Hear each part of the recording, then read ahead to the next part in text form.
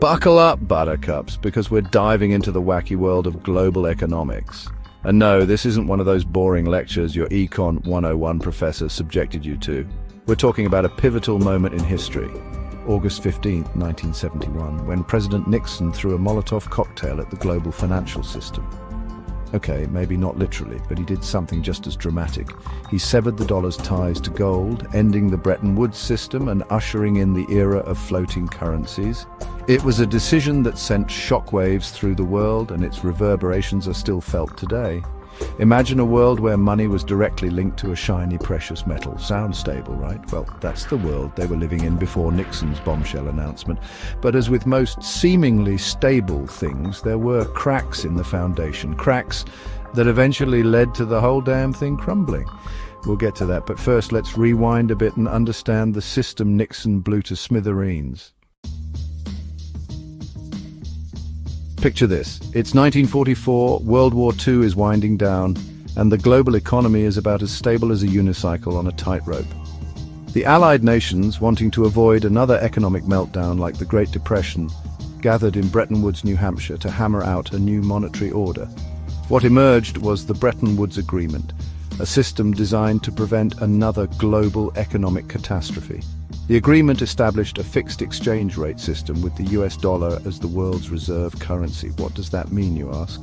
Well, it means every other major currency was pegged to the dollar, and the dollar in turn was pegged to gold at a fixed price of $35 per ounce. Essentially, the dollar became as good as gold, a promise backed by the largest gold reserves in the world, held by the US, of course. This system provided much-needed stability and facilitated international trade for a while, but it wasn't built to last forever. The Bretton Woods system worked like a charm for a couple of decades, but by the late 1960s it was starting to resemble a leaky faucet. The US, facing mounting expenses from the Vietnam War and ambitious social programs, was printing more dollars than it could back with gold. This led to what economists call a balance of payments deficit. Essentially, the US was spending more abroad than it was earning, and other countries were starting to lose faith in the dollar's golden guarantee.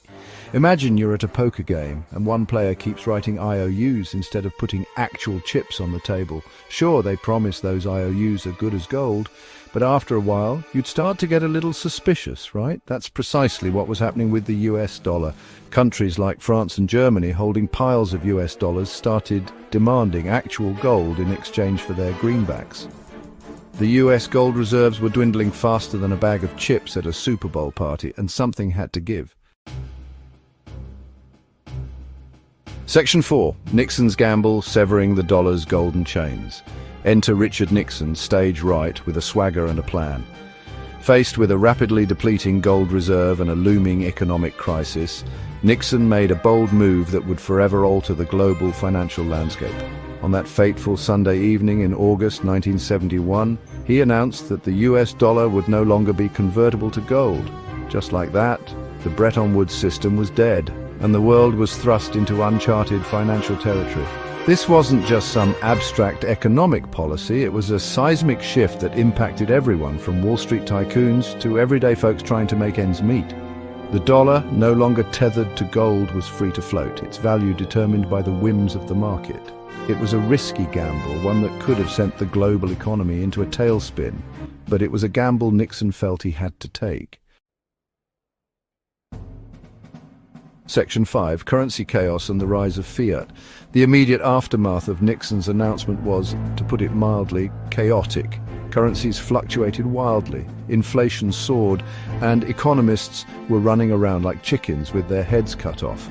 The fixed exchange rate system, once a symbol of stability, was gone, replaced by a free-floating system where currency values were determined by supply and demand. This new system, while initially turbulent, eventually gave birth to the concept of fiat currency.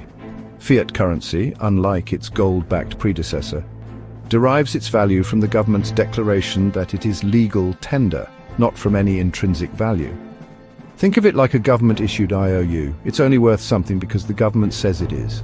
This shift to fiat currency had far-reaching consequences, shaping the global economic landscape we see today.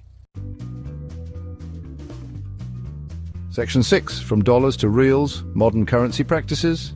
Fast forward to today and we see the legacy of Nixon's decision everywhere we look. Gone are the days of fixed exchange rates and gold-backed currencies. Instead, we have a system of floating and pegged currencies, with the US dollar still reigning supreme as the world's reserve currency. Take the Saudi riyal, for example. It's pegged to the US dollar, meaning its value is directly tied to the dollar's performance in the global market. This peg provides stability for the Saudi economy, which relies heavily on oil exports, typically priced in US dollars. This interconnectedness highlights how Nixon's 1971 decision continues to influence global finance, shaping the relationships between currencies and economies worldwide. Section 7, A Golden Legacy, Nixon's Echo in Today's Economy.